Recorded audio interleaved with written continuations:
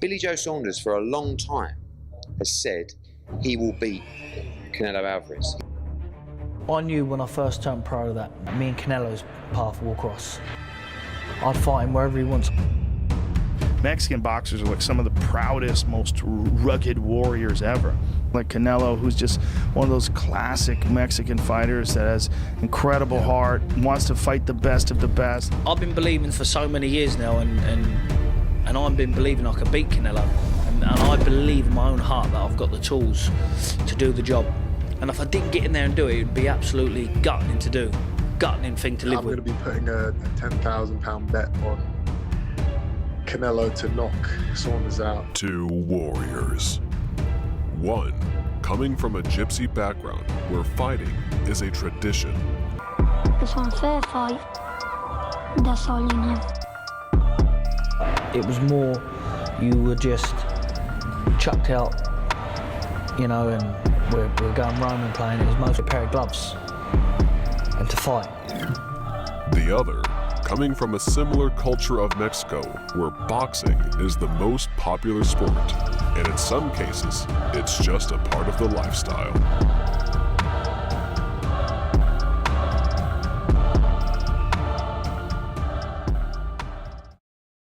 Now, Billy Joe Saunders is a tremendous talent, and this is unquestionably the toughest fight at 168 pounds for Canelo Alvarez. Saunders owns a piece of the 168-pound title. Canelo has two of them. This will be for the unified championship. The winner takes all the belts, glory, and also at stake is the #1 pound-for-pound reputation that Canelo Alvarez currently holds. I know Canelo won't beat me. I am willing to put what I get for the fight on our beating, providing there's no dodgy scorecards. Everything's kept on a fair playing field. Alvarez and Saunders have both hung around the sport for a long time, but have never crossed each other's paths. Somehow, the duo was destined to meet each other, and it seems they'll collide just at the right time. Fuck that, man, I don't give a F. Well, you wanna get smoked, I got more than $1 million in savings, but you can still get shaven. If I ever get caught by the pagans. This fight has all it takes to stay true to fans' expectations and promises to be an action-packed 12-round war. Moreover, the winner of this fight might just put himself on top for the undisputed title fight with the IBF champion, Caleb Plant. This fight continues Alvarez's quest of collecting all 4 titles at 168 pounds. Callum Smith, Kovalev, Danny Jacobs, Yildirim, Golovkin, you know, all of those styles are fairly straightforward. So I do believe him. He has improved so much, but he hasn't had the chance to show those improvements against that specific style. So until we see that on fight night, I guess there will always be people who will say, oh, Trout, Lara, Mayweather, oh, he doesn't like the movement. I've never been in the ring before in my life and never found a way. Whatever it is, sparring, fighting, you know, wherever it's been, I've always found a way. Saunders, a tricky southpaw from Great Britain, is a fantastic defensive fighter with an excellent jab and footwork to match. But Alvarez right now stands as the unquestioned pound-for-pound #1 fighter in the world. He's been plenty active, with wins over Callum Smith and Avni Yildirim in December and February, respectively. Really, it's unprecedented activity for a star of his magnitude in this era. Hey, who's next? Who's next? I just said that's 3 now. There you go. No matter fucking what. Unlike Smith and Yildirim, Saunders figures to present a challenge. The Mexican superstar turned pro at just 15 in his homeland in 2005, but he made his U.S. debut 23 fights and 3 years later. 6 years after turning over, Canelo became the WBC light middleweight champion, beating Ricky Hatton's brother, Matthew. He won the WBA belt too in 2013 against August Trout, which set him up with a blockbuster pay-per-view with Mayweather. But Canelo, only 23 at the time, was handed a humbling boxing lesson by the master tactician Mayweather over 12 rounds. Touch jab to land the right hand. In fact, he jabbed in 2 different places. After that defeat, Alvarez won 1 more title at light middle against Liam Smith. before finally moving to middleweight for Golovkin. The pair had two thrillers, starting with their draw in 2017, before Canelo won the rematch and unified belts a year later. Afterwards, he moved up to super middle, winning the WBA's secondary regular belt before defending his middleweight crown against Danny Jacobs.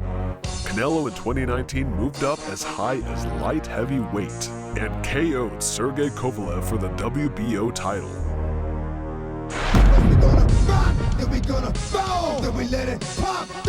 To ensure he was a full-fledged four-division champ, Alvarez challenged Smith for the WBA title last year, winning a shutout on the cards. Since Canelo's sole defeat by Mayweather, he has become a defensive maestro, and moving up in weights has only increased his punching power. I think styles make fights. I think my style is made, and I mean made, for someone like Canelo. I just make sure it's fair. No weight clauses to get in the ring half dead. No 5 or 6 rounds up for them before we even start. You make it fair and I'll beat them. Billy Joe is straight talk, and he'll run and bounce around and throw these little soft jabs, and then if you don't hit hard, yeah, he'll try to get in the middle.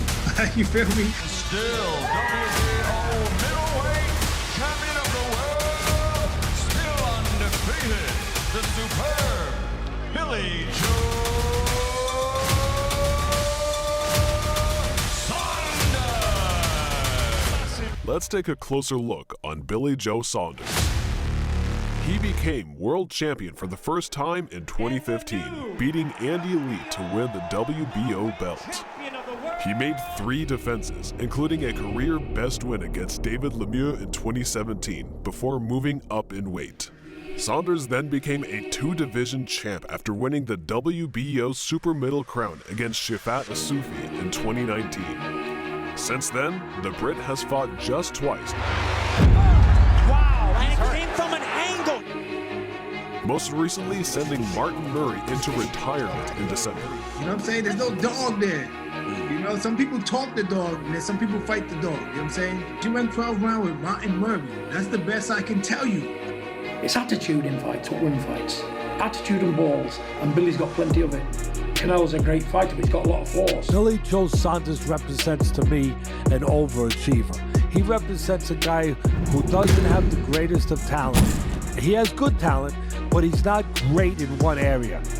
But he's solid in all areas, but he's not great. He doesn't have great ability. Blue-collar guy, a guy who's technically sound. He crosses his T's, he dots his I's when it comes to his approach. He does everything the right way from a technical standpoint. He's good. Canelo, you could say, has great talents in certain areas. That he's a really good puncher. He's a really good body puncher. You know, you could pick something where you say he's really extraordinary in that area. When he called out Kovalev, guess what everybody was saying? Oh my God, he's going up to light heavyweight. Despite Saunders' tricky style, unbeaten record, and name recognition, the biggest threat to his progression is inactivity, failing to fight more than twice a year since 2013. Billy Joe has some of the tools that could make this fight really interesting, especially on the scorecards. Does anyone actually think that the biggest pay-per-view draw in the sport, who happens to be Canelo, is not going to get a decision if it goes to a decision against a fighter from England fighting in Las Vegas on Cinco De Mayo? Boxing doesn't work that way, okay? It's not always fair and honest. If it were fair judging on my kid's life, I'll put all the money in one pot and say, yeah, do it. As long as I knew 100% it was going to be fair judging. Because... Really? You think that there's any shot? Las Vegas would not even put a lineup on that. Believe me, that he's going to get a fair shake. With just 14 knockouts over his 30-win career and only 2 over his last 8, his raw boxing skills are tremendous. A slick, awkward southpaw with great footwork, snappy jabs, and the ability to throw power punches from awkward angles. Saunders' ability to stick and move and maintain distance is a path to victory. The major issue, though, will be earning Canelo's respect when he doesn't have real knockout power. As well, given the power coming back his way, Saunders can be a little hesitant to throw his combinations to score repeatedly, so he'll have to be masterful defensively if he wants a decision victory. Canelo has one of the most complete skill sets in all of boxing. Alvarez is a capable counterpuncher, a devastating puncher, and has a great chin. Saunders is a slick boxer with little power. Alvarez could capitalize by backing Saunders up, breaking him down, and going for the KO when the opening presents itself. Saunders is not a big guy and has fought most of his career as a middleweight. Alvarez is much more powerful and has a much more diverse arsenal. Saunders is taking a big step up in the level of his opposition against Alvarez, but with Billy's attributes, we might just witness an upset if he could keep out of the way of Canelo's power, make him miss, and outbox Canelo to impress the judges enough to give him the decision. While he's over the years to a point where you may consider him one of the premier boxers in the game, he still doesn't have the quickest feet. Floyd Mayweather certainly riddled him with punches as a youngster, but the real comparisons on Canelo's resume that could offer Saunders hope would be Canelo's debatable decision victories against Austin Trout and Erislandy Lara, who both gave him fits. Saunders, like Trout and Lara, is a southpaw with a high boxing IQ who knows his way around the squared circle. It's imperative that he slows down the tempo and lulls Canelo into a match where not much is happening in the terms of action. For Saunders, less is more.